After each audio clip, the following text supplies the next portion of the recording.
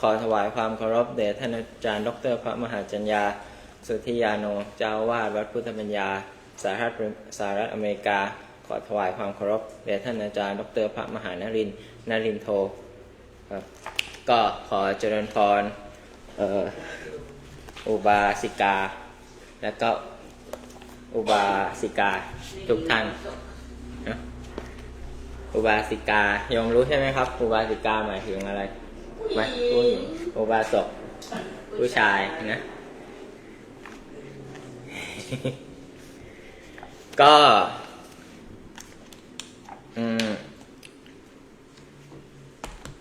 วันนี้ก็จะเอาเรื่องนางวิสาขามาโยมรู้จักหรือเปล่าครับรู้จักชื่ออยู่ไหนอ่ะก็ถ้าแบบพูดแบบติดขัดต้องขออภัยด้วยนะครับพอดีเมื่อคืนพระนอนไม่ค่อยหลับได้ยินเสียงงงงิงก็เลยไปเปิดเลยลุกขึ้นไปเปิดตู้เสื้อผ้าดูชุดคุยชุดคุยกันชุดคุยอะไรจีบอลไม่ได้คุยชุดคุยไม่เก็ตค่ะไม่พาไปเล่นตลกด้วยนะชุดคุยไงชุดคุยกันโอเคผ่านเนาะถือว่าไม่มีเกิดอะไรขึ้นแล้วกันก็นางวิสาขานะยอมรู้เปล่าครับนางวิสาขามีอายุกี่ปี120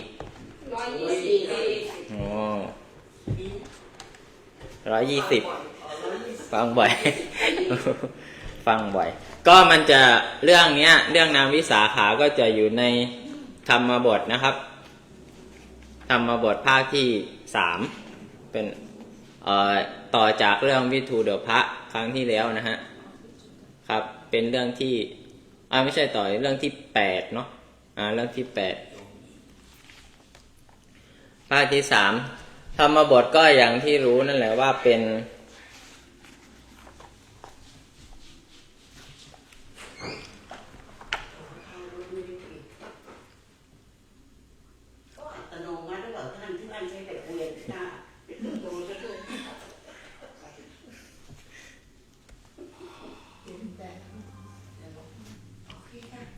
continue โอเคก็นางวิสาขานี่นะทั้งในคัมภีร์ก็กล่าวไว้ว่าเกิดในท้องของนางสุมาณาเทวีนะครับเป็นภรรยาหลวงของท่านัญชัยเศรษฐีนะครับท่านัญชัยเศรษฐีก็เป็นบุตรของเมดิกะเศรษฐีนี่แหละที่ว่าหลังบ้านเขาขุดแล้วก็เจอทองน่ะอันเนี้ยเป็นหลานนางวิสาขาเป็นลูกของ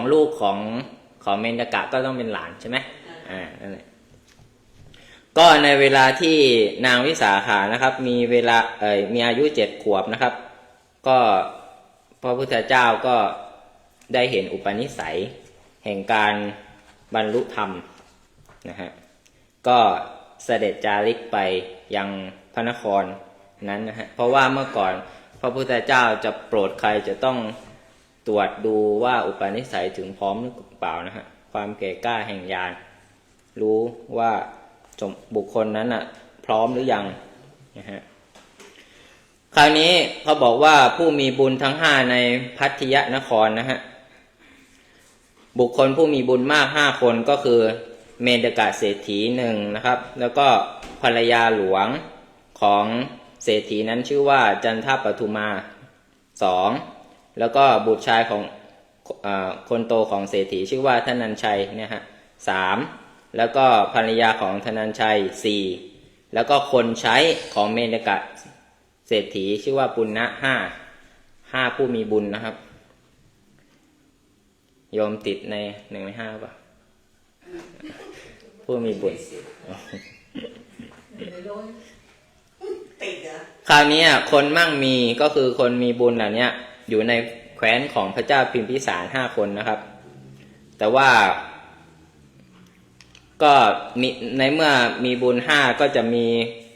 บุคคลผู้มีโภคะนับไม่ถ้วนก็คือรวยมาก5 คนเหมือนกันก็คือโชติยะชติละเมนกะปุณณกะแล้วก็กาลวัลลิกะนะครับทั้งหมดเนี้ยก็อยู่ในแคว้นของพระเจ้าพิมพิสาร โสดนะ ไม่โสดฮะไม่โสดอยู่ในพัทยนครนะฮะคราวนี้เมนกะเศรษฐีก็ทราบว่าพระพุทธเจ้าเนี่ยจะเสด็จมายังพระนครของตนก็ให้ไปเรียกเด็กหญิงวิสาขาตอนนั้นยังเป็นเด็กหญิง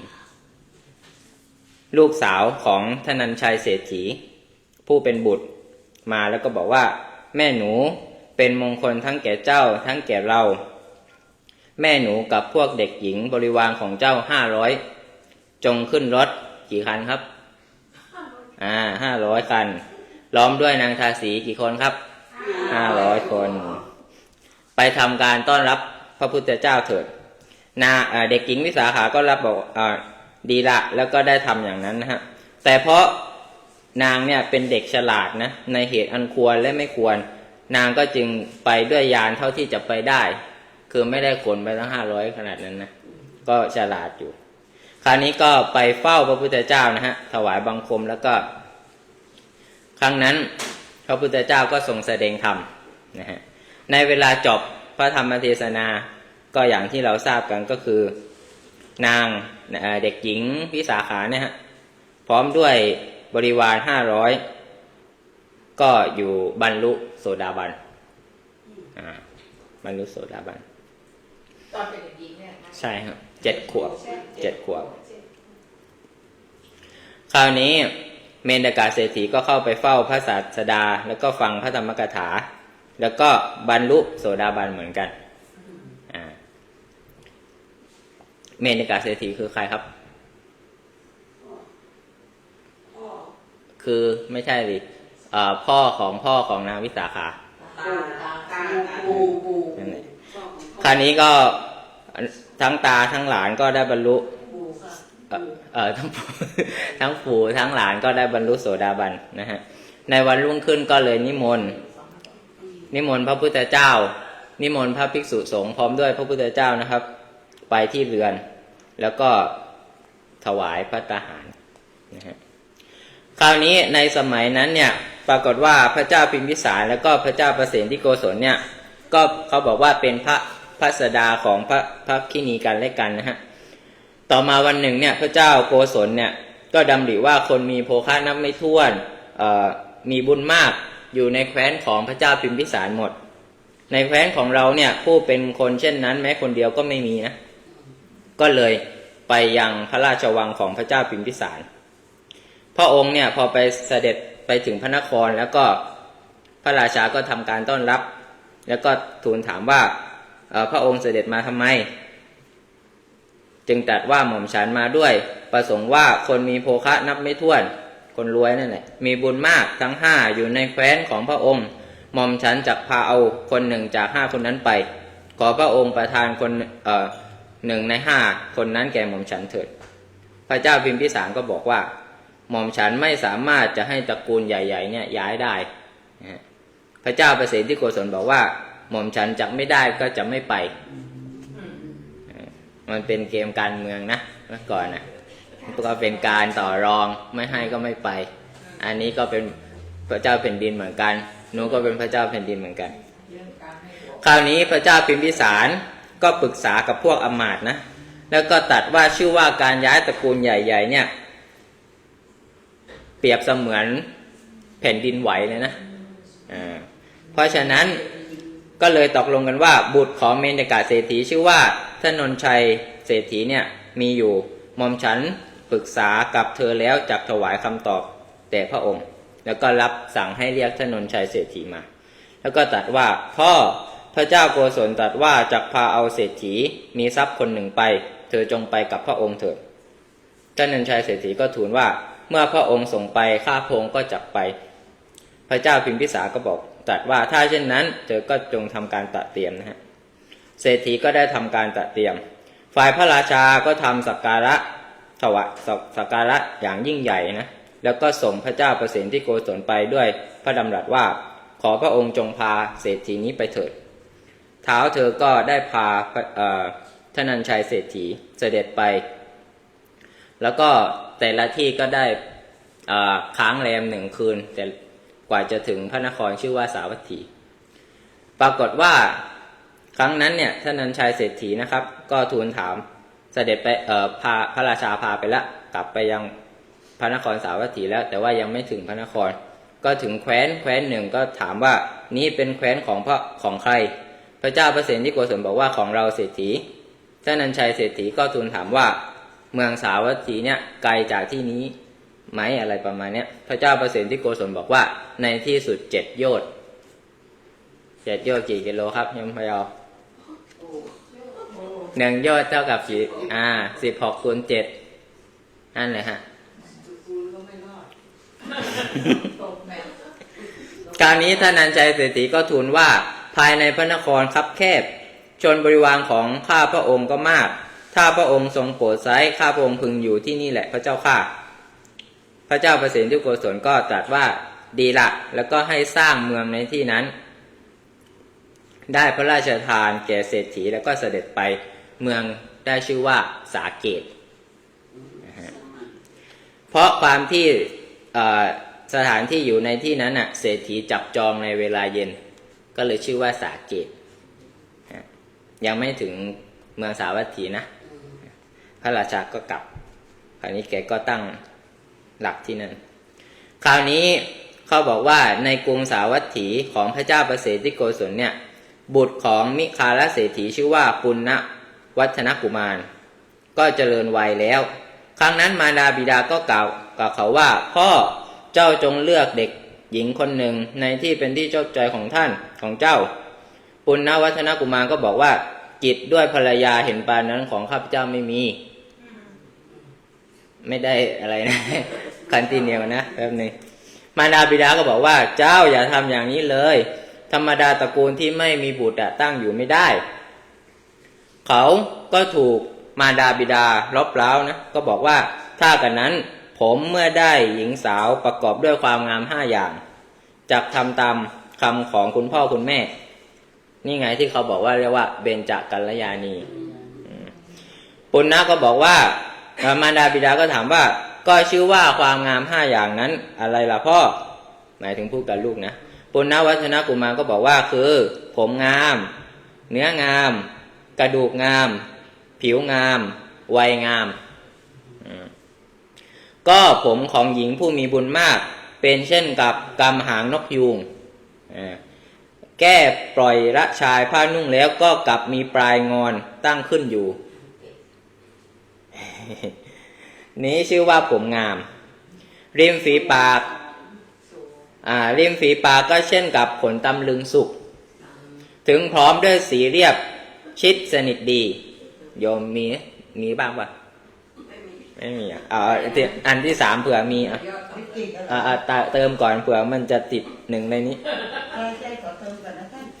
แล้วก็ต่อไปก็คือฟันกระดูกงามใช่ไหมฟันขาวเรียบไม่ห่างงดงามดุจระเบียบแห่งเพชรที่เขายกตั้งขึ้นไว้หรือดุจระเบียบแห่งสังที่เขาขัดสีดีแล้วนี้ชื่อว่ากระดูกงามชุดที่3ได้ไหมกระดูกงามเหรอได้พอได้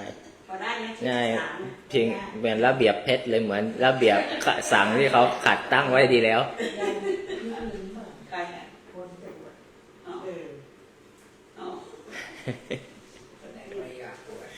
ต่อไปก็ผิวพรรณ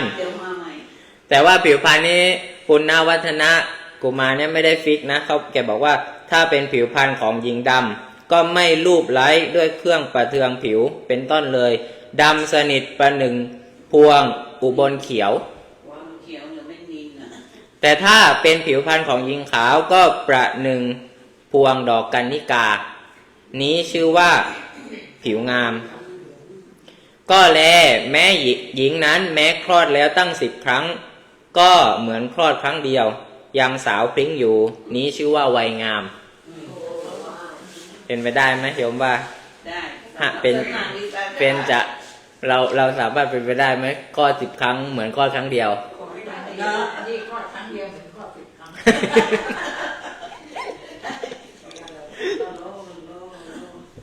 คราวนี้มารดาบิดาของนายปุณณวัฒนกุมารก็บอก ก็เชิญพราหมณ์มา108 คนนะมาเลี้ยงแล้วก็บอกว่าชื่อว่าหญิงที่ต้องด้วยลักษณะเบญจกัลยาณีมีอยู่เหรอพราหมณ์เหล่านั้นก็ตอบว่ามีอยู่นะเศรษฐีก็บอกว่าถ้าเช่นนั้นพวกท่านก็จงไปแสวงหาหญิงเห็นปานนี้มานะครับแล้วก็ให้ทรัพย์ไปนะฮะแล้วก็สั่งว่าก็ในเวลาที่ท่านกลับมาเนี่ยข้าพเจ้าจักรู้สิ่งที่ควรทำแก่พวกท่านท่านทั้งหลายไปเถิดแสวงหาเด็กหญิงเห็นปานนั้นและในเวลาที่พบก็พึงประดับพวงมาลัยทองคำ จริงว่ะ แล้วก็ให้พวงมาลัยทองคำมีราคา100,000พวงมาลัยทองคำ100,000เพื่อจะไปคล้องคอนะฮะปรากฏว่าพราหมณ์ทั้ง108 คนเนี่ยก็ไปเที่ยวหาตามพระนครใหญ่ๆนะก็ไม่พบหญิงที่สมบูรณ์ด้วยเบญจกัลยาณี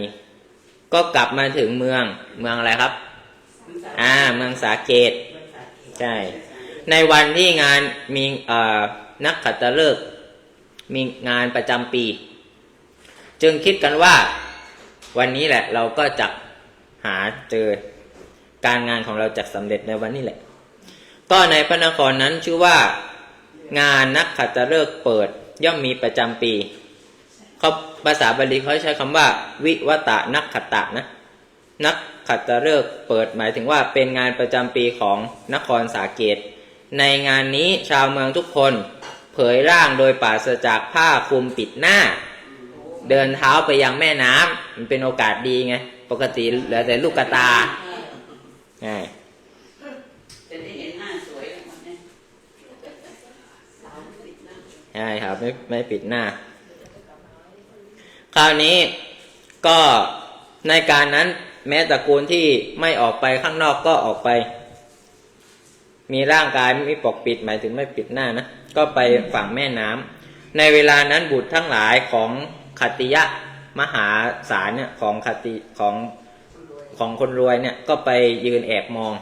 นะฮะตั้งใจว่าพวกเราพบหญิงที่มีตระกูลที่พึงใจมีชาติเสมอด้วยตนจึงคล้องด้วยพวงมาลัย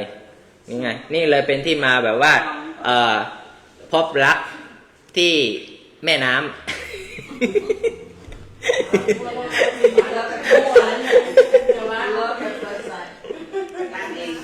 ตอนนี้เรากำลังฝ่ายหญิงผู้สมบูรณ์ด้วยเบญจกัลยาณีนะมีอะไรมั่งนะบอกโยมกัลยาหน่อยผมงาม ผมงามผิวงาม ผิวงามกระดูกงาม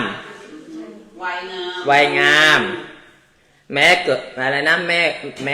คลอดลูก คลอด1 ครั้งก็เท่าเหมือน10 ครั้งไม่ใช่ 10 ครั้งเหมือนข้อครั้งเดียว 10 ครั้งเหมือนครั้งเดียว คราวนี้ ก็มีลูก10 คนแต่ว่าไง ใช่เขาเรียกว่าวัยงาม รายงาน ยอมเป็นหนึ่งในนั้นหรือเปล่าคราวนี้พราหมณ์ที่ว่าพ่อของปุณณวัฒนกุมารส่งไปนะก็ไปศาลาริมฝั่งแม่น้ำก็ยืนขณะนั้นนางวิสาขามีอายุย่างไปไม่ใช่ย่างเข้า15 หรือ 16 ปี ประดับประดาด้วยเครื่องอาภรณ์ครบทุกอย่างอันเรากุมารี500 คนแวดล้อมคิดว่าเราจักไปยังแม่น้ำแล้วอาบน้ำครั้งนั้นเมฆก็ตั้งขึ้นฝนก็ตกนะเด็กหญิง500 คนก็รีบวิ่งเข้าไปสู่ศาลาพวกพราหมณ์ก็พิจารณาอยู่ก็ไม่เห็นหญิงแม้เหล่านั้นสักไม่เจอใช่ไม่วิ่งที่ต้องด้วยเบญจกัลยาณีนะนางวิสาขาก็เข้าไปยังศาลาริมน้ำด้วยอาการเดินตามปกติส่วนผ้าและอาภรณ์ก็เปียก ยังไม่ พวกพราหมณ์ก็เห็นความงาม4อย่างของนางประสงค์จะเห็นฟันจึงกล่าวกันและกันว่าธิดาของพวกเราเป็นหญิงเฉื่อยช้าสามีของหญิงนี้เห็นทีจักไม่ได้แม้เพียงข้าวปลายเกลียนคือแบบช้าคือเขาวิ่งเข้าศาลาฝนตกกันนี่ยังเดินแบบเนี้ยถ้าเกิดว่าได้สามีก็คงจะไม่ได้ข้าวปลายเกลียนอ่ะมันหิวตายทีนั้นนางวิสาขาก็พูดกับพราหมณ์เหล่านั้นว่า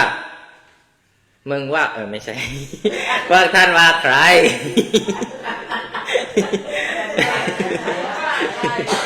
คราวนี้พราหมณ์ก็บอกว่าเธอนั่นแหละครับปรากฏว่าได้ยินว่าเสียงอันไพเราะของนางแปลงออกประหนึ่งเสียงกังสดาน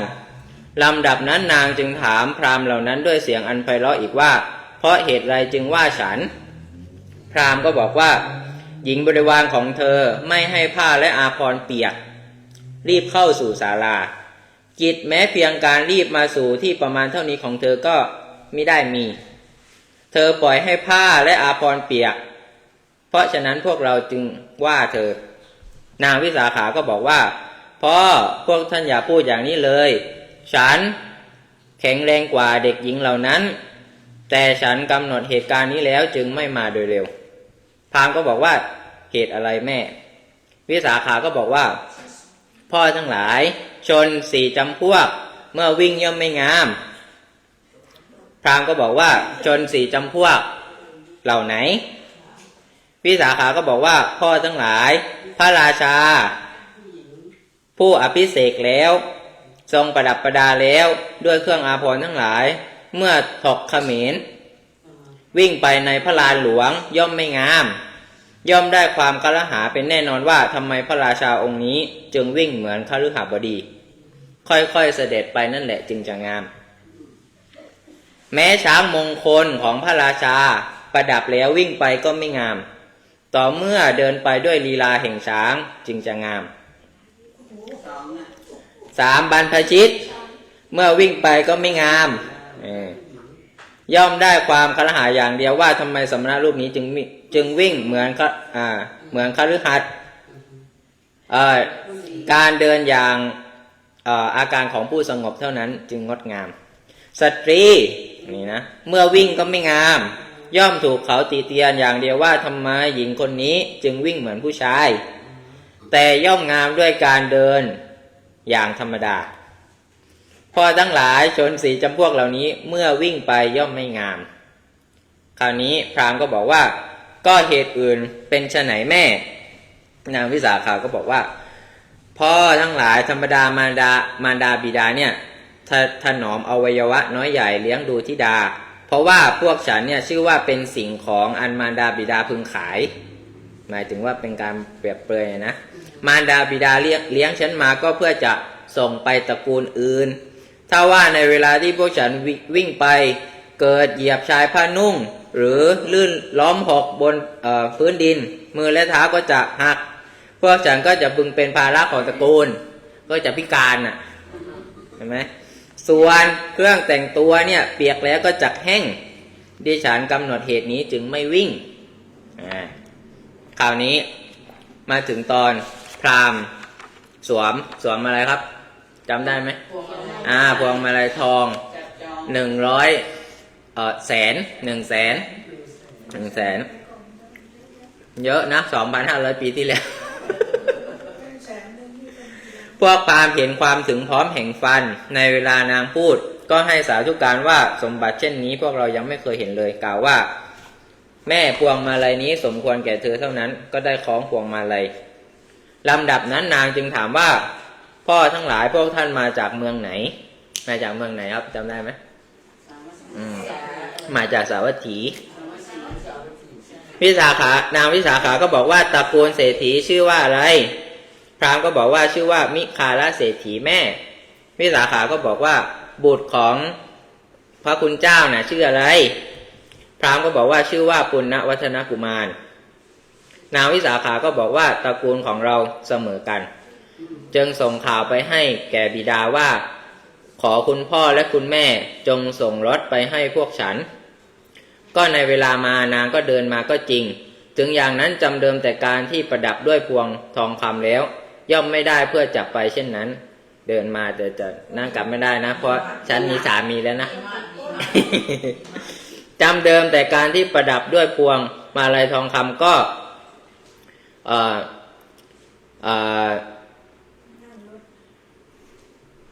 พ่อก็ส่งรถมารับนะ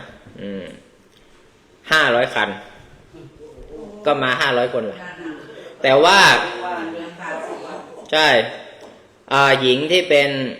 บริวารก็ขึ้นยานธรรมดาเป็นรถแบบ4 ประตูเนาะแต่ว่าถ้าเป็นนางวิสาขานี่เป็นเปิดประทุนใช่คราวนี้ก็พากันไปเมืองสาเกตนะท่านเศรษฐีก็ถามว่าพวกท่านมาจากไหนพราหมณ์ก็บอกว่ามาจากเมืองสาวัตถีเศรษฐีบอกว่าเศรษฐีชื่ออะไรพราหมณ์ก็บอกว่าชื่อว่ามิคาลเศรษฐีก็ถามเหมือนนางวิสาขานะนี่ที่สำคัญที่ไฮไลท์นี่ต้องถามนะตระกูลไหนก็ถามตระกูลนั้นนะมีทรัพย์เท่าไหร่พราหมณ์ก็บอกว่า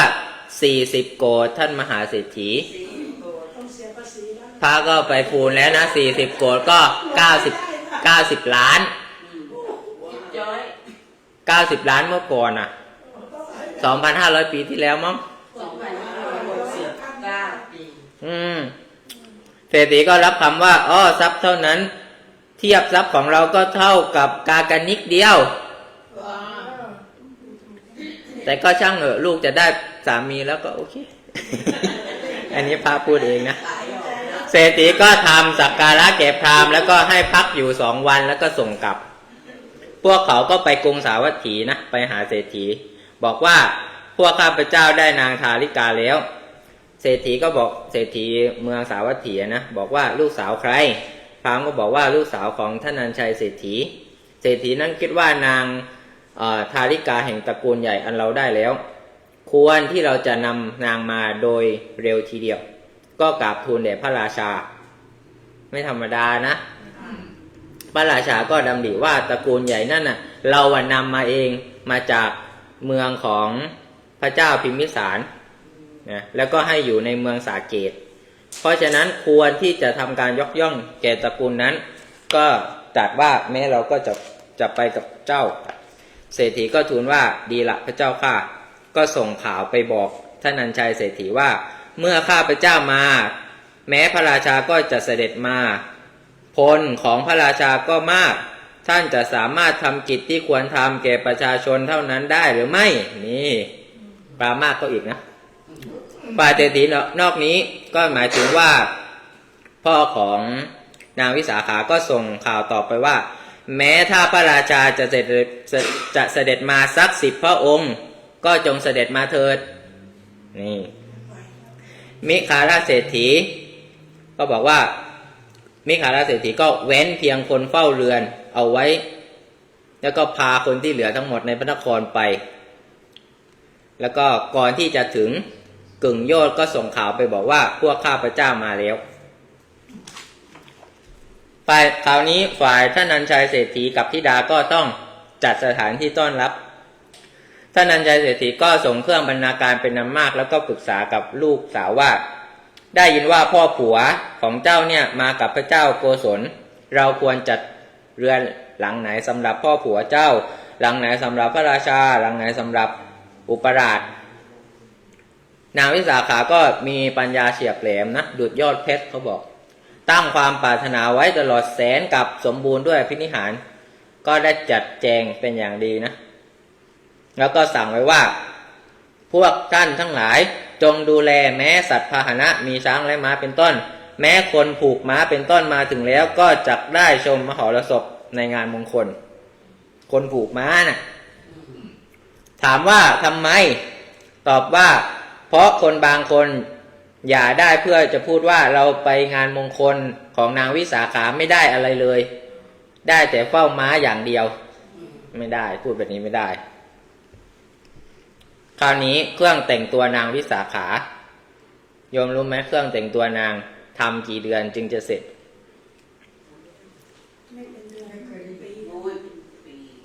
กี่เดือน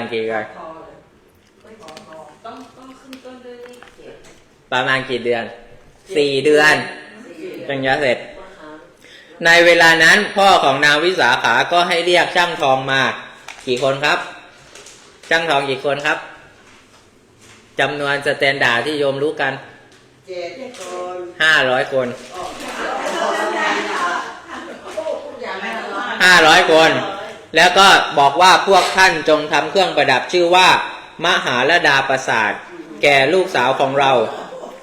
รับสั่งให้ทองคำมีสีสุกพันลิ่ม เงินแก้วมณี แก้วมุกดา แก้วประพานและเพชรนะครับพระราชาประทับอยู่ 2-3 วัน แล้วก็ส่งข่าวไปแก่ท่านนันชัยเศรษฐีว่าเศรษฐีไม่สามารถทำการเลี้ยงดูพวกเราได้ขอเศรษฐีจงรู้การไปแห่งนางธาริกาเถิดคราวนี้ฝ่ายเศรษฐีนั้นก็ส่งข่าวนะไปทูลว่าบัดนี้การฝนน่ะมาถึงแล้วใครๆก็ไม่สามารถจะเที่ยวไปตลอด4 เดือนได้การที่หมู่พลของพระองค์เนี่ยได้วัตถุใดๆสมควรวัตถุนั้นทั้งหมดเป็นภาระของข้าพระองค์ผู้สมมุติเทพจากเสด็จไปในเวลาที่ข้าพระองค์ส่งเสด็จนะครับจำเดิมแต่การนั้นนครสาเกตได้เป็นพระนครราวกับว่ามีนักกษัตริย์เป็นนิดคือมีงานทั้งวันทั้งปีวัตถุมีพวงดอกไม้ของหอมและผ้าเป็นต้นเป็นของอันเศรษฐีนั้นจัดแจงแล้วแก่ชนทั้งหมดตั้งต้นแต่พระราชาชนเหล่านั้นคิดกันว่าเศรษฐีนี้ทำสักการะแก่พวกเราถ่ายเดียว3 เดือนล่วงไปแล้วโดยอาการอย่างนี้ส่วนเครื่องประดับก็ยังไม่เสร็จคราวนี้ผู้คุมงานก็มาแจ้งเศรษฐีว่าสิ่งอื่นที่ชื่อว่าไม่มีก็หามีไม่แต่ฟืนสำหรับหุงต้มเพื่อหมู่พลไม่พอเศรษฐีก็กล่าวว่าไปเถิดพ่อพวกท่านจงไปรื้อขนเอาโรงช้างเก่าๆแล้วก็รื้อเรือนเก่าๆในพระนครนี้หุงต้มเถิดคิดดูดิเอาโรงช้างมาทำฟืนอ่ะมันต้องรวยขนาดไหนก่อนแม้เมื่อหุงต้มอยู่อย่างนั้นกึ่งเดือนล่วงไปแล้วลำดับนั้นผู้ควบคุมงานก็มาแจ้งแก่เศรษฐีว่าฟืนไม่มีฟืนไม่มีฟืนไม่มีเศรษฐีก็กล่าวว่าใครๆไม่อาจได้ฟืนในเวลานี้เพราะมันฝนตกพวกท่านจงไปเปิดเรือนคลังผ้าทั้งหลายแล้วเอาผ้าเนื้อหยาบทำเป็นเกลียวชุบลงในตุ่มน้ำมันรวยขนาดไหนอันนี้งานแต่งงานนะงานแต่งงานจนเหล่านั้นก็ได้ทำอย่างนั้นตลอดกึ่งเดือน4 เดือนล่วงไปแล้วโดยอาการอย่างนี้แม้เครื่องประดับก็สำเร็จก็คือในระยะเวลาที่ทำเครื่องประดับ4 เดือนพระราชาก็อยู่ในเมืองสาเกตตลอดพร้อมด้วยพ่อผัวของนางวิสาขาคือเขาเรียกว่าอาวาหะมงคลคือมันจะมีวิวาหะแล้วอาวาหะมงคลถ้าอาวาหะมงคลก็คือของผู้หญิงวิวาหะก็คือแต่งฝั่งหญิงด้วยแล้วก็กลับไปแต่งฝั่งผู้ชายด้วยนะฮะคราวนี้เรามาดูเครื่องประกอบในมหาลดาปราสาทเพชรสีธนานได้ถึงประกอบเข้าในเครื่องประดับแล้วก็แก้วมุกดา11แล้วก็แก้วมุกดา11 ธนานแก้วประพาน20 ธนานแก้วมณี33 ธนานเครื่องประดับนั้นได้ถึงความสำเร็จด้วยรัตนะเหล่านี้และเหล่าอื่นเครื่องประดับเขาบอกว่าเครื่องประดับเนี้ยไม่มีสักส่วนหนึ่งที่ทำด้วยได้ครับเขาบอกว่าการงานที่ทำด้วยได้เขาทำแล้วด้วยเงินเครื่องประดับนั้นสวมที่ศีรษะย่อมจรดหลังเท้าลูกดมที่เขาประกอบทำเป็นแหวนในที่นั้นๆทำด้วยทองห่วงทำด้วยเงินแหวนวงหนึ่งที่ท่ามกลางกระหม่อมหลังหูทั้งสองวงที่หลุมคอ1 วงที่เข่าทั้ง2 วงที่ศอกที่ข้อศอกทั้ง2 วงที่ข้างสะเอวทั้ง2 วงโยมก็ลองแต่งตัวแบบนี้มามั่งนะเดินไม่ไหวไม่แต่หนักจริงนะเขาบอกว่าก็ในเครื่องประดับเหล่านั้น เขาทำนกยูงตัวหนึ่งขนปีกทำด้วยทอง500 ขนได้มีที่ปีกเบื้องขวาแห่งนกยูงนั้น500 ขนได้มีที่ปีกเบื้องซ้ายจะงอยปากทำด้วยแก้วประพานในตาทำด้วยแก้วมณีคอและแหวนคอและแววหางก็เหมือนกันก้านขนทำด้วยเงินขาก็ทำด้วยเงินนกยูงนั้นสถิตอยู่ท่ามกลางกระหม่อมของนางวิสาขาปรากฏประหนึ่งนกยูงยืนรำแพนอยู่บนยอดเขาเสียงแห่งก้านขนปีก1,000เป็นประหนึ่งทิพยสังคีตะประหนึ่งเสียงกึกก้องแห่งดนตรีชนทั้งหลายผู้เข้าไปสู่ที่ใกล้เท่านั้นย่อมทราบว่านกยูงนั้นไม่ใช่ของจริงเครื่องประดับเมื่อกี้คูณผิดนี่นุ่มมัน40 โกฏไม่ใช่90 ล้านนี่อันนี้นี่เครื่องประดับนี่โกฏหนึ่งก็10 ล้าน40 โกฏคือ400 ล้าน400 ล้านพูดผิดนะใช่400 ล้านอันนี้เครื่องประดับมี9 โกฏก็90 ล้านว้าวสมัยก่อนขนาดสมั เป็ ย น ก่อน ไป นะ อีก100 เท่า1,000 เท่าร วยเนาะท่านเศรษฐีให้ค่าหัตถกรรม100,000ค่าบำเหน็จ100,000รับไปบอก4 เดือนถามว่าก็นี่คราวนี้เรามาดูความทำไมนะเหตุผลว่าทำไมก็เครื่องประดับนั้นนางวิสาขาได้แล้วเพราะผลแห่งกรรมอะไรได้ยินว่าในการแห่งพระกัสสปะสัมมาสัมพุทธเจ้านางได้ถวายจีวรสาดกแก่ภิกษุ 20,000 รูปได้ถวายได้บ้างเข็มบ้างเครื่องย้อมบ้างซึ่งเป็นของตนนั่นเองนางได้แล้วซึ่งเครื่องประดับนี้เพราะผลแห่งจีวรทานก็จีวรทานของหญิงทั้งหลายย่อมถึงที่สุดด้วยเครื่องประดับชื่อว่ามหาระดาใช่นะใช่มหาระดาประสาทแต่ว่าถ้าเป็นจีวรทานของบุรุษย่อมถึงที่สุดด้วยบาตรและจีวรสำเร็จด้วยฤทธิ์ถ้าเป็นผู้หญิงถวายก็จะได้เครื่องประดับอย่างนี้ถ้าเป็นผู้ชายก็จะได้บาตรและจีวรสำเร็จด้วยฤทธิ์เวลาบวชไม่ต้องหาบาตรใช่ไม่ต้องหาบาตรและจีวรแต่ว่าจะต้องบรรลุเป็นพระอรหันต์ด้วยถึงจะได้ครับก็แค่บาตรแต่จีวรของผู้ชายถ้าผู้หญิงได้แต่ผู้หญิงแค่นี่เป็นพระโสดาบันเท่านั้นคราวนี้เศรษฐีก็ได้จัดของให้นางวิสาขาก็คือพ่อเขานะฮะมหาเศรษฐีก็ได้ทำการตระเตรียมนะเพื่อธิดาโดย4 เดือนอย่างนั้นแล้วเมื่อจะให้ทายธรรมก็หมายถึงของใช้นะฮะแก่ธิดาก็ได้ให้เกวียนเต็มด้วยกหาปณะ500 เล่มได้ให้เกวียนเต็มด้วยภาชนะทองคำ500 เล่มเต็มด้วยภาชนะเงิน500 เล่ม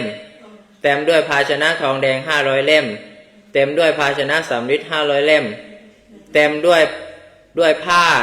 ได้ไหม500 เล่มเต็มด้วยเนยใส500 เล่มเต็มด้วยน้ำมัน500 เล่มโอ้น้ำมันแพงด้วยสิเต็มด้วยน้ำมันน้ำอ้อย500 เล่มเต็มด้วยข้าวสารแห่งข้าวสาลี500 เล่มเต็มด้วยเครื่องอุปกรณ์มีไถและผานเป็นต้น500 เล่มยุคนั้นมีเกลือหรือยังคะไม่เห็นมีเกลือน่าจะมีเกลือเกลือมีเกลือแต่ว่านามวิสาขาคือเขาไม่ให้เพราะแกไม่ชอบเค็มแกกลัวเป็นติดเค็มได้ยินว่าความคิดอย่างนี้ได้มีแก่เศรษฐีว่าในเวลาแห่งธิดาของเราไปแล้วนางเนี่ยอย่าได้ส่งคนไปสู่ประตูเรือนของคนอื่นแล้วก็บอกว่าเราต้องการด้วยวัตถุชื่อโน้นก็คืออย่าส่งลูกสาวให้แบบไปต้องขอใครเพราะฉะนั้นมหาเศรษฐีจึงได้สั่งให้เครื่องอุปกรณ์ทุกชนิดแก่ธิดาของตนมหาเศรษฐีได้ให้รถ500 คันตั้งสาวใช้ใช่ประดับเครื่องอลังการพร้อมสับไว้บนรถคันละ3 คนนะแล้วก็ได้ให้นางปริจาริกา 1,500 คนรับใช้ด้วยสั่งว่าพวกเจ้าเท่านี้จงให้ธิดาของเราอาบเท่านี้แต่งตัว มีคนอาบน้ำให้มีคนแต่งตัวให้ ครั้งนั้นมหาเศรษฐีได้มีความคิดอย่างนี้ว่าเราจะให้โคแก่ธิดาของเรามหาเศรษฐีก็ได้ไปสั่งบุรุษว่าพนายพวกท่านจงไปจงเปิดประตูคอกแล้วยืนถือกรอง3 ใบอยู่ในที่3 คาวุธยืนอยู่ที่ข้างทั้ง2ในที่ประมาณ1 อุสุภะโดยส่วนกว้างถัดจากนั้นจงอย่าให้แม่โคทั้งหลายไปที่อื่นพึงตีกลองสัญญาณในเวลาที่แม่โคหยุดแล้วบุรุษเหล่านั้นก็ได้ทำอย่างนั้นนะครับเวลาแม่โคออกไปได้3 คาวุธพวกเขาก็ได้ตีกลองสัญญาณขึ้นในเวลาที่แม่โคได้ไปกึ่งโยชน์ก็ได้ตีกลองสัญญาณขึ้นอีกแต่ในเวลาที่แม่โคไปได้3 คาวุธพวกเขาก็ได้ห้ามการไปโดยส่วนกว้างแม้แม่โคทั้งหลายก็ได้ยืนเบียดกันและกันในประมาณที่3 คาวุธกว้างประมาณ1 อุสุภะโยมต้องไปดูนะหน่วยมันเป็นหน่วยโบราณมากอ่ะ3 คาวุธ1 3 คาวุธนี่เท่ากับ12 กิโล 12 กิโลแล้วก็ มหาเศรษฐีสั่งให้ปิดประตูคอกด้วยบอกว่าโคเท่านี้พอแล้วแก่ธิดาของข้าพเจ้าพวกท่านจงปิดประตูเสียเถิดเมื่อเขาปิดประตูแล้วเพราะผลบุญของนางวิสาขาโคตัวมีกำลังและแม่โคนมทั้งหลายก็กระโดดออกเมื่อพวกมนุษย์ห้ามโคตัวมีกำลัง 60,000 ตัวและแม่โคนมอีก 60,000 ตัวลูกโคนมมีกำลังมีจำนวนเท่านั้นก็ออกไปแล้วถามว่าก็โคทั้งหลายเหล่านั้นเป็นเพราะผลของกรรมอะไรตอบว่าเพราะผลแห่งทานที่นางวิสาขาถวายแล้วแก่ภิกษุหนุ่มและสามเณรผู้ห้ามอยู่ได้ยินว่าในการของพระกัสสปะสัมมาสัมพุทธเจ้านางเป็นน้องสุดของธิดาทั้ง7ของพระเจ้ากิกิมีพระนามว่าสังฆทาสีเมื่อถวายเบญจโครสแก่ภิกษุ 20,000 รูปแม้ภิกษุหนุ่มและสามเณรปิดบาตรห้ามอยู่บอกว่าพอก็ยังรับสั่งว่านี้อร่อยนี้น่าฉันแล้วก็ได้ถวายอีก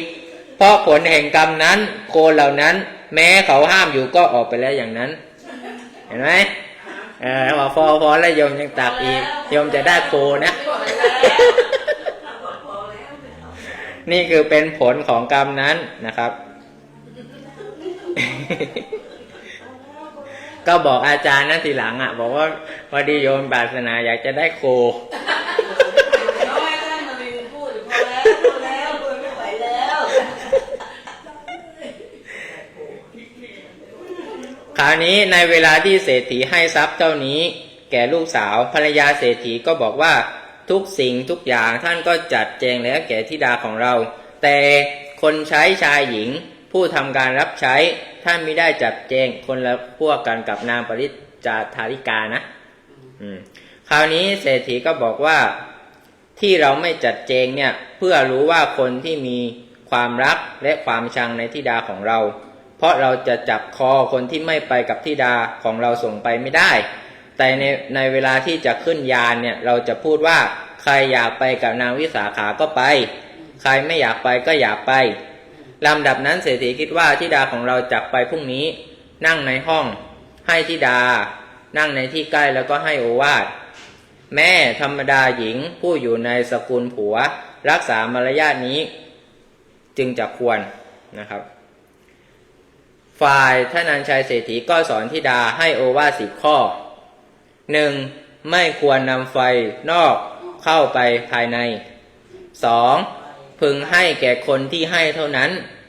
3. ไม่พึงให้แก่คนที่ไม่ให้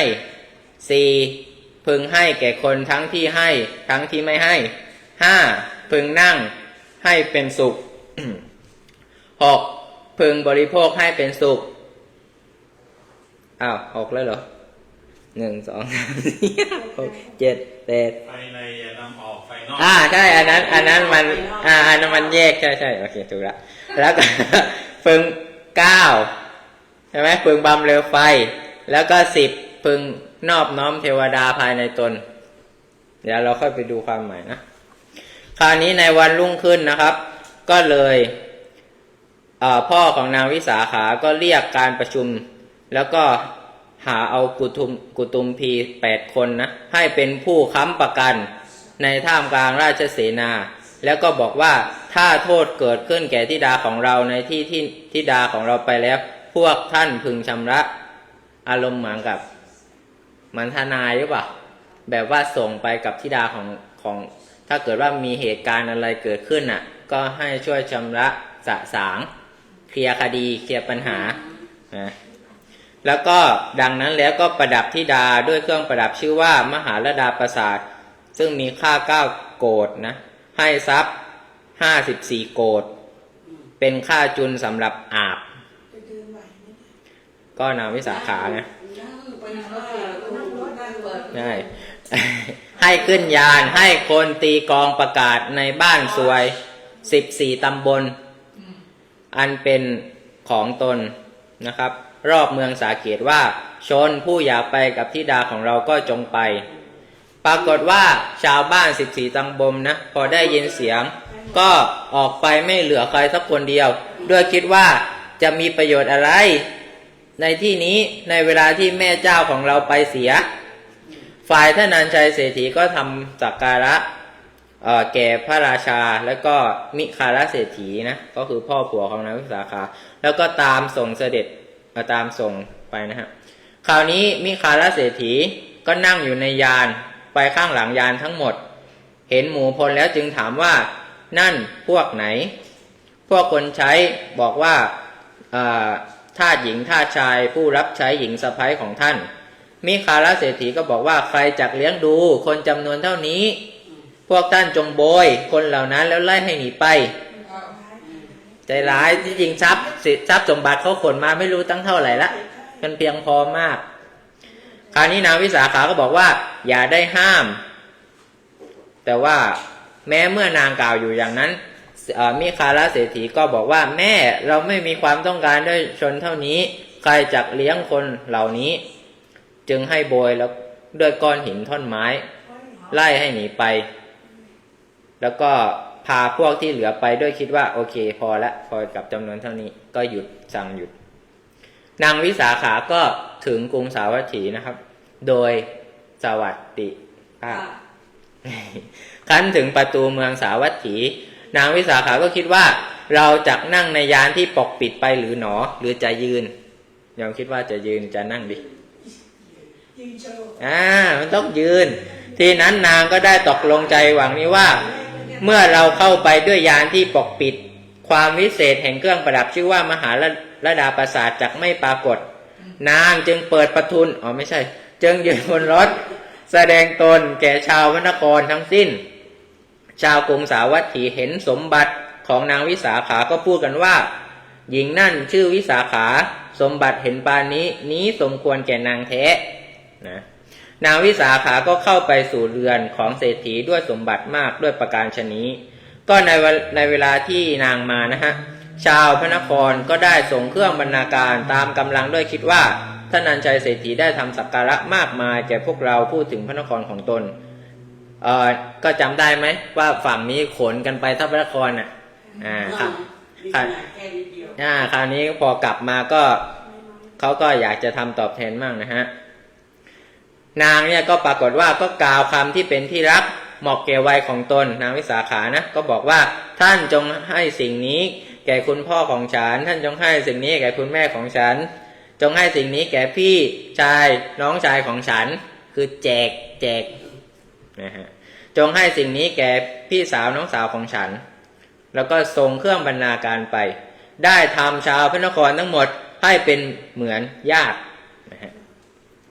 ต่อมาในเวลากลางคืนปรากฏว่านางลาตัวหนึ่ง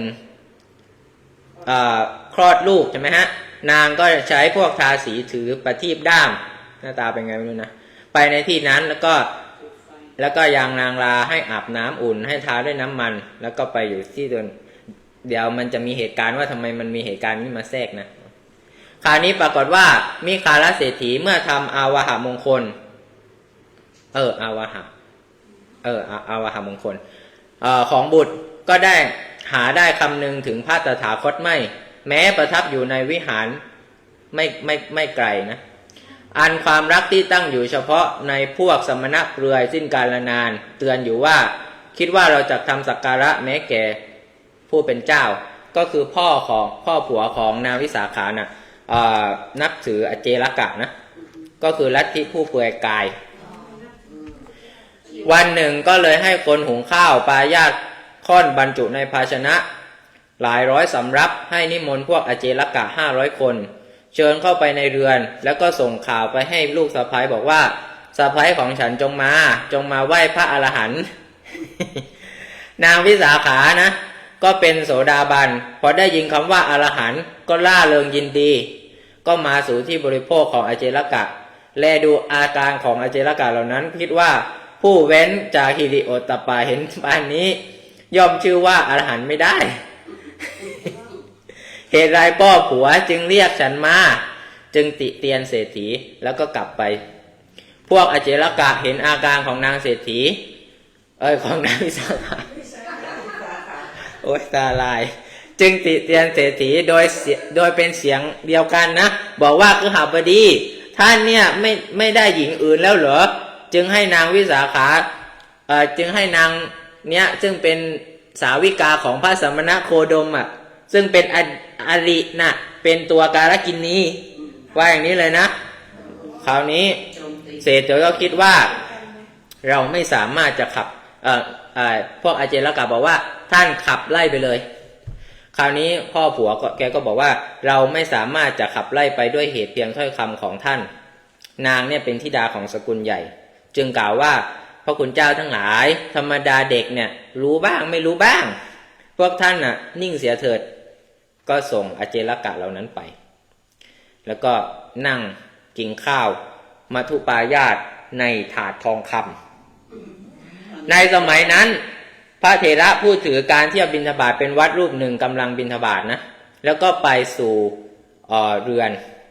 นางวิสาขาลูกสะใภ้กำลังยืนพัดพ่อผัวอยู่ก็เห็นพระเถระก็คิดว่าการที่เราบอกพ่อผัวก็ไม่ควรก็เลยเลี่ยงแบบขยับโดยอาการที่พ่อผัวเนี่ยจะเห็นพระเถระแต่เศรษฐีก็เป็นคนพาลแม้เห็นพระเถระแล้วก็แกล้งทำเป็นไม่เห็นก้มหน้าบริโภคอยู่อย่างนั้นแหละไม่สนใจนางวิสาขาก็รู้ว่าพ่อผัวของเราเนี่ยแม้เห็นพระเถระแล้วก็ไม่เอาใจใส่จึงกล่าวว่าจึงพูดออกมาว่านิมนต์ไปข้างหน้าเถิดเจ้าข้าพ่อผัวของดิฉันกำลังบริโภคของเก่าเศรษฐีแม้อดกั้นในเวลาที่พวกนี้คนนะบอกแต่ในเวลาที่นางวิสาขาบอกว่าบริโภคของเก่าก็เลยวางมือแล้วบอกว่าท่านจงนำข้าวปายาตไปเก็บแล้วก็ไล่อีนี่ออกไป จากเรือนนางวิสานางคนนี้ทำให้เราได้ชื่อว่าเคี้ยวกินของที่ไม่สะอาดในเวลาที่เป็นมงคลคราวนี้พวกทาสและพวกกรรมกรในเรือนนั้นน่ะล้วนเป็นคนของนางวิสาขาก็ไม่สามารถที่จะพูดอะไรได้ไม่มีใครปิดปากคราวนี้นางวิสาขาฟังคำพ่อผัวก็กล่าวว่าคุณพ่อดิฉันเนี่ยจะไม่สามารถออกไปด้วยเหตุเพียงเท่านี้คุณพ่อเนี่ยไม่ได้นำฉันมาเหมือนนำนางกุมภาทาสีมาแต่ท่าน้ำธรรมดาธิดาของมารดาบิดาผู้ยังมีชีวิตอยู่จะไม่ไปด้วยเหตุเพียงเท่านี้เพราะเหตุนั้นแลในเวลาจะมานี้คุณพ่อของดิฉันจึงได้เรียกกุตุมปีกี่คนครับ8 คนพูดบอกว่าถ้าโทษเกิดขึ้นแก่ธิดาของเราก็มอบดิฉันไว้แล้วก็มอบดิฉันไว้ในมือของกุตุมพีคุณพ่อจงให้เรียกกุตุมพีเหล่านั้นมาเสร็จเดี๋ยวคิดว่าโอเคนางวิสาขานี้พูดดีจึงให้เรียกกุตุมพีมาบอกว่านางธาริกานี้บอกว่าฉันเนี่ยผู้นั่งรับประทานข้าวปายาตนะในถาดทองคำในเวลามงคลว่าว่ากินของไม่สะอาดใช่กินของเก่าในความไม่สะอาดนี่แหละ หมายถึงว่าในความรู้สึกของเศรษฐีไงพวกท่านจงยกโทษให้แก่นางวิสาขานี้เถิดคราวนี้กุตุมพีบอกว่าอย่างนั้นเหรือแม่นางวิสาขาบอกว่าฉันไม่ได้พูดอย่างนั้นแต่เมื่อพระเถระพูดถือการบิณฑบาตเป็นวัดเนี่ยมายืนอยู่ที่ประตูเรือนเนี่ยพ่อผัวฉันเนี่ยกำลังรับประทานข้าวมัทุปายาตก็ไม่ได้ใส่ใจพระเถระ ฉันคิดว่าพ่อผัวของเราไม่ทำบุญในอัตภาพนี้พึงบริโภคแต่บุญเก่าเท่านั้นจึงได้พูดว่านิมนต์ไปข้างหน้าเถิดเจ้าข้าพ่อผัวของฉันกำลังบริโภคของเก่าโทษอะไรของดิฉันจักมีในเพราะเหตุนี้โกตมพีก็บอกว่าโอเคโทษในเหตุนี้ไม่มีธิดาของข้าพเจ้ากล่าวชอบเหตุไรท่านจึงโกรธเศรษฐีบอกว่าท่านทั้งหลายโทษนี้ก็โอเคแต่วันหนึ่งในมัชฌิมยามน่ะเราจำได้ว่านางวิสาขาเนี่ยคนใช้หญิงเนี่ยแวดล้อมแล้วไปทางหลังเรือนกุตุมพีบอกว่าอย่างนั้นเหรอแม่วิสาขาก็บอกว่าพ่อทั้งหลายดิฉันเนี่ยไม่ได้ไปเพราะเหตุอื่นเลยแต่ว่าเมื่อนางลาเนี่ยกำลังตอกลูกเนี่ยฉันก็ไปบอกว่าการที่ฉันจะนั่งเฉยในเรือนเนี่ยก็จะดูว่าไม่เอาธุระจึงเอาไปกับบริวารไปช่วยเพราะเหตุนั้นเนี่ยดิฉันจะมีโทษอะไรกุตุมพีบอกว่าท่านธิดาของพ่อข้าพเจ้าทำกรรมนี้แม้พวกหญิงคนใช้ก็คือทำสิ่งที่หญิงคนใช้ในเรือนยังไม่ทำน่ะเศรษฐีบอกว่าโอเคในเรื่องนี้ไม่มีโทษก็ช่างเถอะแต่ว่ายังมีแต่ว่าบิดาของพ่อของนางวิสาขาเนี่ยเมื่อกล่าวสอนนางวิสาขาในเวลาที่จะมาเนี่ยก่อนจะมาเนี่ยได้ให้โอวาท10 ข้อซึ่งมันลี้ลับปิดบังเราก็ไม่ทราบเนื้อความแห่งโอวาทนั้นนางเนี่ยจงบอกเนื้อความแห่งโอวาทนั้นมาก็บิดาของนางเนี่ยได้บอกว่าไฟในไม่พึงนำออกไปภายนอกแล้วพวกเราอาจหรือหนอแลเพื่อจะไม่ให้ไฟแก่เรือนคุ้นเคยทั้งสองฝ่ายแล้วอยู่ได้อันนั้นก็ความเข้าใจของพ่อเขานะกุตุมพีก็ถามว่าอย่างนั้นเหรือแม่นางวิสาขาก็บอกว่าพ่อทั้งหลายคุณพ่อของดิฉันเนี่ยไม่ได้พูดหมายความว่าดังนั้นเลยแต่ได้พูดหมายความว่าแม่เจ้าเห็นโทษของแม่ผัวพ่อผัวและสามีของเจ้าแล้วอย่าเฝ้ากล่าวอย่าเฝ้ากล่าวไม่ใช่ภาคอีสานนะอย่าเฝ้ากล่าวนะภายนอกคือในเรือนนั้นๆเพราะว่าขึ้นชื่อว่าไฟเช่นกับไฟชนิดนี้ย่อมไม่มีเศรษฐีก็บอกว่าโอเคข้อนั้นจงยกไว้ก่อนก็บิดาของนางวิสาขานี้กล่าวว่าไฟแต่ภายนอกไม่พึงให้เข้าไปภายในเพราะเราอาจเพื่อจะไปนำไฟมาจากภายนอกหรือในเมื่อไฟในเรือนดับคือเขาเข้าใจแบบหนึ่งเข้าใจไหมคราวนี้กุตุมพีบอกว่าอย่างนั้นหรือแม่นางวิสาขาก็บอกว่าพ่อทั้งหลายคุณพ่อของดิฉันเนี่ยไม่ได้หมายความว่าอย่างนั้นแต่พูดหมายถึงว่าถ้าหญิงหรือชายทั้งหลายในบ้านใกล้เรือนเคียงของเจ้าเนี่ยพูดถึงโทษของแม่ผัวโทษของพ่อผัวหรือว่าโทษของสามีเนี่ยก็อย่าได้เอาคำของชนเหล่านั้นเนี่ยมาพูดบอกว่าคนนี้นะพูดอย่างนั้นนะคนนั้นพูดอย่างนี้นะเช่นกับไฟเพราะขึ้นชื่อว่าไฟเช่นกับไฟนั่นย่อมไม่มีนางวิสาขาก็ได้พ้นโทษนะครับส่วนที่เหลือก็เหมือนกันเนาะต่อไปก็คำพูดที่บอกว่าแม่เจ้าควรให้แก่ชนทั้งหลายที่ให้เท่านั้นเศรษฐีหมายความว่าควรให้แก่คนที่ถืออุปกรณ์ที่ยืมไปแล้วส่งคืนเท่านั้น make sense ไหมก็เขาบอกว่าควรให้แก่คนที่ถืออุปกรณ์ที่ยืมไปแล้วส่งคืนเท่านั้นคนที่ให้แล้วไม่คืนใช่ใช่คนที่ให้แล้วไม่คืนก็ไม่ต้องให้แม้คำว่าไม่ควรให้แก่คนที่ไม่ให้เศรษฐีหมายความว่าไม่ควรให้แก่ผู้ที่ถือเอาเครื่องอุปกรณ์ที่ยืมไปแล้วไม่ส่งคืนก็คำว่าควรให้แก่คนทั้งที่ให้ทั้งที่ไม่ให้หมายความว่าเมื่อญาติและมิตรยากจนมาถึงแล้วชนเหล่านั้นจะใช้คืนหรือไม่ก็ตามก็ให้แก่ญาติและมิตรเหล่านั้นคือถ้าเป็นญาติเป็นมิตรจะให้ก็ตามไม่ให้ก็ตามก็ควรให้ส่วนคำว่าพึงบริโภคเป็นสุขเศรษฐีหมายความว่าการไม่บริโภคก่อนพ่อผัวแม่ผัวและสามีเลี้ยงดูท่านเหล่านั้นรู้สิ่งที่ท่านเหล่านั้นทุกๆคนได้แล้วหรือยังไม่ได้แล้วก็ตนเองค่อยบริโภคทีหลังจึงควรแม้คำว่าพึงนอนเป็นสุขนะไม่พึงขึ้นที่นอนก่อนแม่ผัวพ่อผัวและสามีแม้คำว่าพึงบำเรอไฟ การเห็นทั้งแม่ผัวทั้งพ่อผัวทั้งสามีให้เป็นเหมือนกองไฟและเหมือนพญานาคจึงควรแม้คำว่าพึงนอบน้อมเทวดาภายในเศรษฐีหมายความว่าการเห็นแม่ผัวพ่อผัวสามีให้เป็นเหมือนเทวดา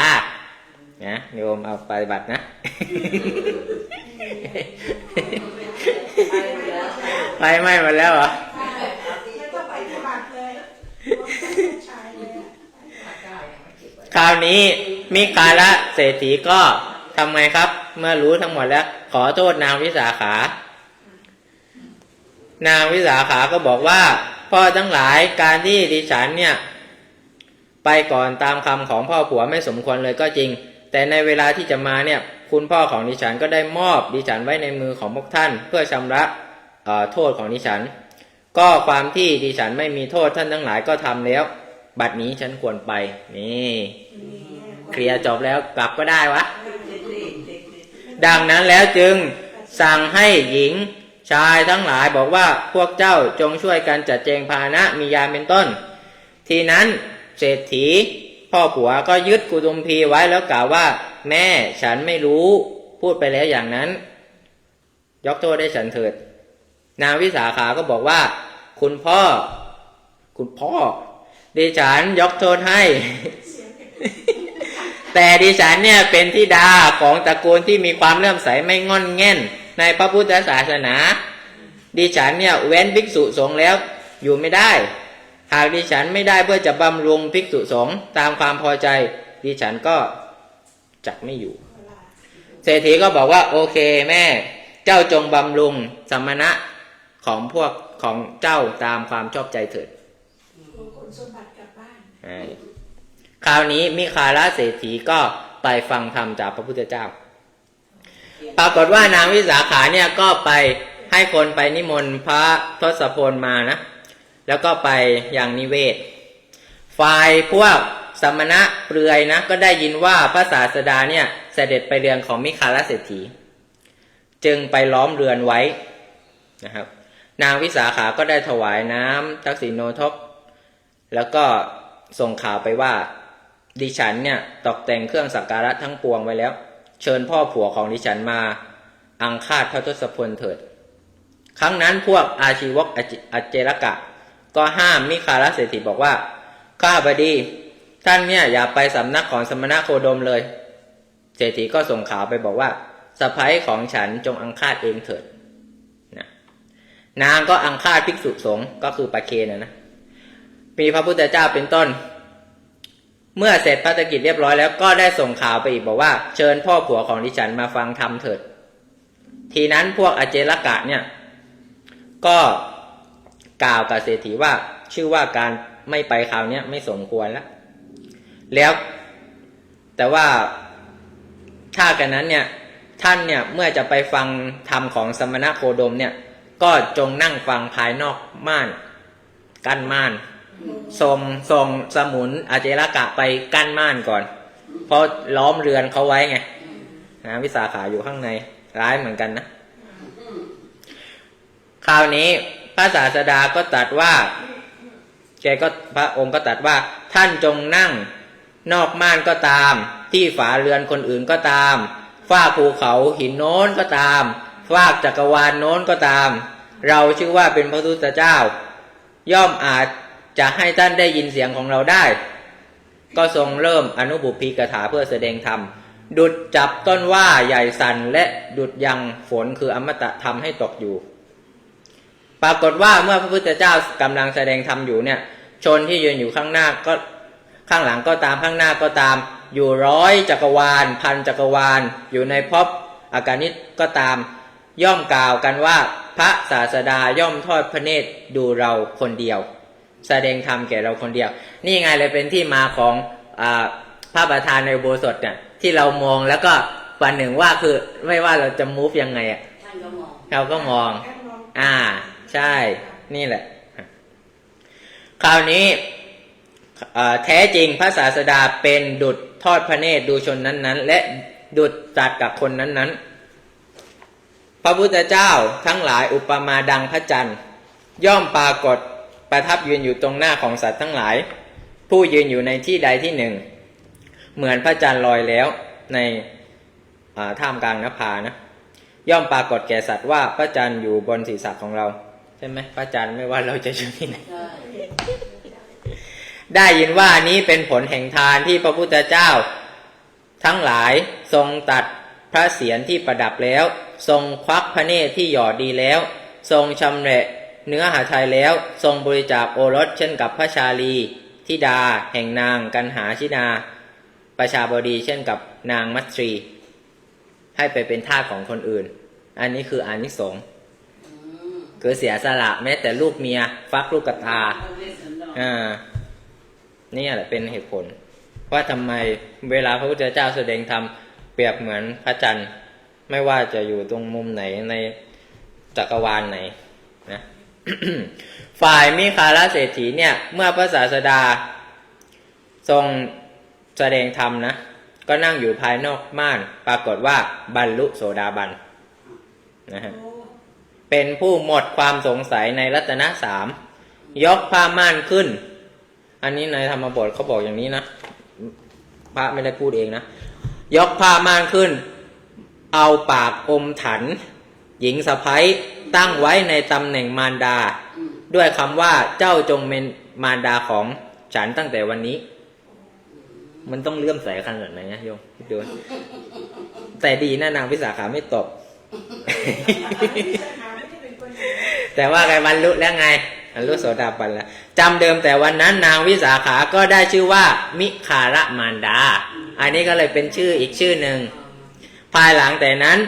บุตรชายจึงได้ตั้งชื่อบุตรนั้นว่ามิคาระเวลามีลูกลูกของนางวิสาขานะมหาเศรษฐีก็ปล่อยถันนะไม่ได้กัดตลอดนะไม่ได้อมตลอดนะไปหมอบลงเทพพระบาทของพระพุทธเจ้าแล้วก็นวดเฟ้นพระบาทแล้วก็จูบนะจูบพระบาทแล้วก็ประกาศถึง3 ครั้งว่าข้าพระองค์ชื่อมิคาระพระเจ้าข้าแล้วก็กราบทูลว่า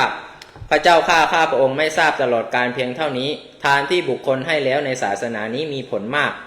ข้าพระองค์ทราบผลแห่งทานในบัดนี้ก็เพราะอาศัยหญิงสะใภ้ของข้าพระองค์เป็นผู้พ้นแล้วจากอบายมุขอบายทุกข์ทั้งปวงหญิงสะใภ้ของข้าพระองค์นะเมื่อมาสู่เรือนก็ได้มาแล้วเพื่อประโยชน์เกื้อกูลเพื่อความสุขแก่ข้าพเจ้าบรรลุโสดาบันแฮปปี้เอนดิ้งนางวิสาขาก็บรรลุโสดาบันนะครับคราวนี้มิคาลเศรษฐีก็เลยให้ทำเครื่องประดับแก่นางวิสาขามิคาลเศรษฐีคิดว่าหญิงสะใภ้ของเราเนี่ยมีอุปการะมากแก่เราจะทำเครื่องบรรณาการให้แก่นางเพราะเครื่องประดับของนางสะใภ้ของนางวิสาขาเนี่ยหนักนะไม่อาจจะประดับไปตลอดกาลได้เราก็จะให้ช่างเนี่ยทำเครื่องประดับอย่างเบาๆนะแก่นางก็เลยให้ทำเครื่องประดับชื่อว่าคณะมัทธกะอันมีราคา100,000ครับแล้วก็นิมนต์พระภิกษุสงฆ์มีพระพุทธเจ้าเป็นประมุขให้ฉันแล้วก็ให้นางวิสาขาอาบน้ำด้วยน้ำหอม16 หม้อให้ยืนชูเต็มที่เลยให้ยืนถวายบังคมหน้าพระพักตร์ของพระพุทธเจ้าคราวนี้ต้องจำเดิมแต่การนั้นเนี่ยใช่นางวิสาขาก็ทำบุญมาตลอดแล้วก็ได้พร8 ประการจากสำนักของพระพุทธเจ้าใช่ไหมฮะพร8 ประการก็บางข้อเราก็รู้กันก็ถวายภาพน้ำฝนถวายพัดแก่อาคันตุกะพระอาคันตุกะแล้วก็ถวายคัมมิกพัดก็คือพระภิกษุผู้ที่จำตัวจะเดินทาง4ก็ถวายคิลานพัดแก่ภิกษุอาพาธ5ก็ถวายพัดแก่ภิกษุแก่6ถวายคิลานเภสัช7ถวายข้าวยาคูประจำแก่ภิกษุสงฆ์แล้วก็ข้อสุดท้ายถวายผ้าอะไรครับโยมผ้าอาบน้ำฝนได้ทราบมาว่านางเนี่ยมีบุตร10 คนมีธิดา10 คนบรรดาบุตรและธิดาเหล่านั้นคนหนึ่งได้มีบุตรคนละ มีธิดาคนละ10บรรดาหลานเหล่านั้นคนหนึ่งได้มีบุตรคนละ10มีธิดาคนละ10จำนวนคนได้มีทั้งหมด 8,420 คนขยายไป นางวิสาขาเองก็มีอายุ120 ปี ชื่อว่าผมงอกบนศีรษะแม้เส้นเดียวก็ไม่มีนี่ดูเป็นตัวอย่างนะเต็มหัวมาแล้วแม้แต่เส้นสีดำตัวนี้ก็ไม่มี นางได้เป็นประหนึ่งเด็กหญิงรุ่นอายุ16 ปี เป็นนิด โอ้ไม่แก่ ชนทั้งหลายเห็นนางมีบุตรและหลานเป็นบริวารเดินไปวิหารย่อมถามกันว่านายหญิงเหล่านั้นคนไหนนางวิสาขา ไม่แก่16 ปีเป็นนิดไม่มีผมขาวแม้แต่เส้นเดียวเพราะใส่วิกไม่ใช่ อาจจะใช่ก็ได้ หยอกอันนี้หยอกนะหยอก เขาไม่ออกไงไม่ออก นางวิสาขาย่อมทรงกำลังเท่าช้าง5 เชือกพระราชาทรงสดับว่าได้ทราบว่านางวิสาขาเนี่ยทรงกำลังเท่าช้าง5 เชือกในเวลานางไปวิหารฟังธรรมกลับมาก็มีประสงค์จะทดลองจึงรับสั่งให้ปล่อยช้างนั้นก็ชูงวงวิ่งเข้าไปใส่นางวิสาขาหญิงบริวารของนาง500 คนก็วิ่งหนีบางพวกก็ทิ้งบางพวกก็เล่นไปนะนางวิสาขาถามว่าอะไรกันเนี่ยบริวารบอกว่าแม่เจ้าได้ทราบว่าพระราชาทรงประสงค์จะทดลองกำลังแม่เจ้าจึงรับสั่งให้ปล่อยช้างนางวิสาขาคิดว่าประโยชน์อะไรด้วยการเห็นช้างเหล่านี้วิ่งหนีไปเราจะจับช้างจึงคิดว่าถ้าเราจับช้างนั้นอย่างมั่นคงช้างจะพึงฉิบหายก็คือถ้าจับแรงก็น่าจะตายจึงเอานิ้ว2 นิ้วจับงวงแล้วผลักไปช้างก็ไม่สามารถทรงตัวอยู่ได้ส่วนล้มลงที่พระลานหลวงมหาชนก็ได้ให้สาธุการนางก็ได้กลับเรือนใช้นิ้ว2 นิ้วจับอย่างเนี้ย ใครบอกอย่างนี้ค่ะ อย่างนี้นะก็โดยสมัยนั้นแลนางวิสาขามีบุตรมากมีหลานมากมีบุตรหาโรคมิได้มีหลานหาโรคมิได้ก็คือไม่มีโรคสมมุติกันว่าเป็นมงคลอย่างยิ่งในกรุงสาวัตถี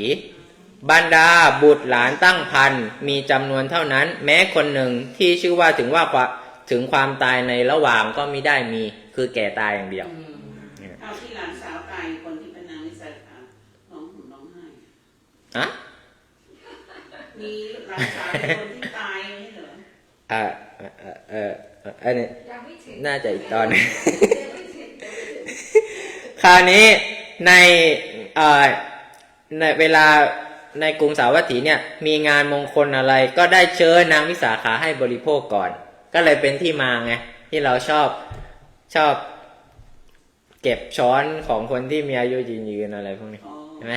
เป็นมงคลเนี่ยแบบอายุยืนนะคราวนี้จบแล้วเหรอโอเคแล้วก็ปรากฏว่าโดยสมัยนั้นเนี่ยในกรุงสาวัตถีก็มีมหรสพนะ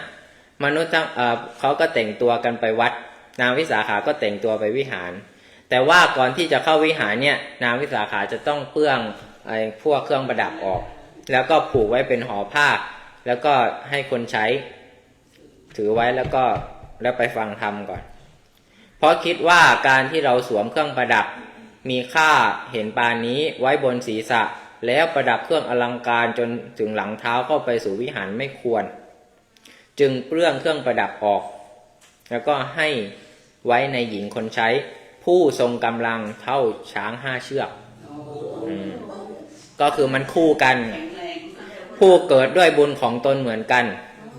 หญิงคนนั้นหญิงคนใช้ก็สามารถที่จะรับเครื่องประดับมหาลดาประสาทได้ไม่ใช่ว่าใครจะนั้นอาจจะคอหักตายก็ได้เพราะฉะนั้นนางวิสาขาก็บอกว่าแม่เจ้าจงรับเครื่องประดับนี้ไว้ฉันจักสวมมันในเวลามาจากสำนักของพระศาสดานะฮะในที่สุดแห่งการฟังธรรมนะครับ นางก็ลุกขึ้นแล้วก็กลับหญิงคนใช้ก็ลืมเครื่องประดับนะและในสมัยนั้นเนี่ยถ้าใครลืมเครื่องประดับไว้นะอาจารย์นรินทร์ไม่ใช่อาจารย์ว่าอนุนิระนะก็จะเก็บไว้ เพราะเหตุนั้นในเวลานั้นท่านก็เห็นเครื่องประดับมหาราดาก็ทูลพระศาสดาว่านางวิสาขาลืมเครื่องประดับไว้พระเจ้าข้าพระพุทธเจ้าบอกว่าท่านก็ไปเก็บไว้นะอานนท์พระเถระก็ยกเครื่องประดับแล้วเก็บไว้นางวิสาขาก็เที่ยวเดินก็เสร็จเรียบร้อยนะก็ปรากฏว่าหลังจากกลับมาแล้วนะกลับมาก็ถามว่าหลังจากเอาเครื่องประดับเราไปไหนแล้วไม่เนี่ยนะออกมาจากวัดแล้วนางก็บอกว่าที่ฉันนะลืมไว้คราวนี้นางก็บอกว่านางวิสาขาบอกว่าถ้ากันนั้นก็ไปเอามาแต่ถ้าพระคุณเจ้าพระอานนท์น่ะยกเก็บไว้แล้วก็อย่าเอามาฉันบริจาคเครื่องประดับนั้นถวายพระคุณเจ้าเอาไว้ใส่ไม่ใช่ ในว่านางวิสาขานั้นย่อมรู้ว่าพระเถระย่อมเก็บสิ่งของที่พวกมนุษย์ลืมไว้ฝ่ายพระเถระพอเห็นคนใช้มาก็ถามว่ามาทำไมนางคนใช้บอกว่าฉันลืมเครื่องประดับของแม่เจ้าไว้ก็บอกว่าพอดีฉันเก็บไว้ที่ข้ามบันได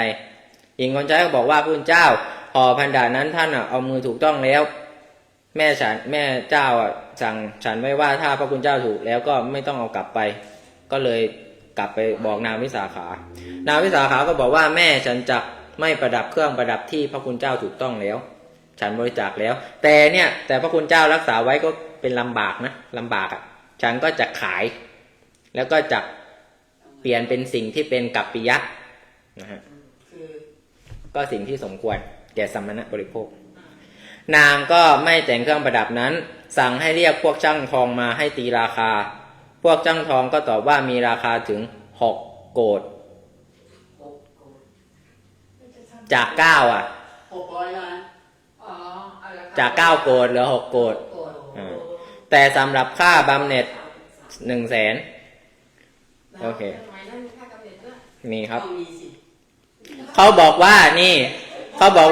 แท้จริงแต่เขาบอกว่าไม่มีใครอาจจะให้ทรัพย์จำนวนเท่านั้นรับไว้ได้ไม่มีใครรวยพอนะเพราะหญิงผู้สมควรประดับเครื่องประดับนั้นหาได้ยากแท้จริงหญิง3 คนเท่านั้นในปัทภีนะได้เครื่องประดับมหาราดาคือนางวิสาขามหาบาสิกา1นางมัลลิกาภรรยาของพันธุละ2แล้วก็ลูกสาวของเศรษฐีกรุงพาราณสีนี่ไม่รู้ใครนะไม่รู้เหมือนกันเขาบอกว่าลูกสาวเพราะฉะนั้นนางวิสาขาก็จึงให้ค่าเครื่องประดับเสียเองซื้อเองเลย ใช่แล้วก็ได้ขนตังไปวัดนะแล้วก็ถวายบังคมพระศาสดาแล้วทูลว่าพระเจ้าข้าพระอานนท์เนี่ยถูกผู้เป็นเจ้าของเนี่ยได้เอามือถูกต้องเครื่องประดับแล้วก็หม่อมฉันก็ตั้งใจที่จะขายนี่แล้วก็ได้น้อมปัจจัยลงในปัจจัย4นะพระศาสดาก็บอกว่าเธอควรจะทำที่อยู่เพื่อภิกษุสงฆ์แกบอกว่าจะทำอะไรดีในปัจจัย4นะแล้วก็ทางด้านทิศปาจีนนางวิสาขาก็ทูลรับแล้วก็ให้สร้างจึงเอาทรัพย์9 โกฏซื้อเฉพาะที่ดินแล้วก็นางเริ่มสร้างวิหารด้วยทรัพย์9 โกฏนอกนี้ก็90 ล้านพอที่ดิน90 ล้านพอกุฏิก็ชื่อว่าบุพารามไงบุพผาแต่ว่ามันภาษาบาลีมันเป็นพอพานนะแต่วันอ่านได้ทั้งสองนั่นแหละบุพารามนั่นแหละการสร้างวิหารของนางวิสาขา9 เดือนจึงเสร็จโดยมีพระตอนนั้นน่ะรู้สึกว่าพระพุทธเจ้าก็พร้อมด้วยภิกษุสงฆ์เนี่ยจะไปออกจากเมืองสาวัตถีแล้วก็นางวิสาขาก็ไปนิมนต์ให้อยู่แล้วก็นางวิสาขาก็คิดว่าที่จริงนางวิสาขาสนิทกันกับพระสารีบุตรแต่แกคิดว่าเรากำลังสร้างกุฏิพระอยู่คนที่จะช่วยได้มากก็คือพระโมคคัลลานะ คราวนี้พระพุทธเจ้าก็บอกว่างั้นก็โมคคัลลานะเธอก็พาภิกษุ500กลับไปนะฮะทั้งหมดก็มี 1,000 ห้องนะชั้นล่าง500ห้องชั้นบน500ห้องวัดบุพารามนะครับใช่ 1,000 ห้อง9 เดือนจึงสำเร็จไม่ใช่9 เดือนถูกละด้วยอานุภาพของพระโมคคัลลานะแล้วก็นางก็ได้ทำการมันจะมีตอนหนึ่งก็คือนางวิสาขาเนี่ยได้ทำบุญฉลองวิหารนะครับจำเดิมแต่การนั้นนางวิสาขาย่อมถวายทานแก่ภิกษุสงฆ์มีพระพุทธเจ้าเป็นประมุขหลังจากเสร็จเรียบร้อยแล้วนะพระพุทธเจ้าก็กลับมาแล้วครั้งนั้นหญิงสหายคนหนึ่งถือผ้ามูลค่าราคา 1,000 แล้วกล่าวว่าสหายฉันอยากจะลาดผ้าผืนนี้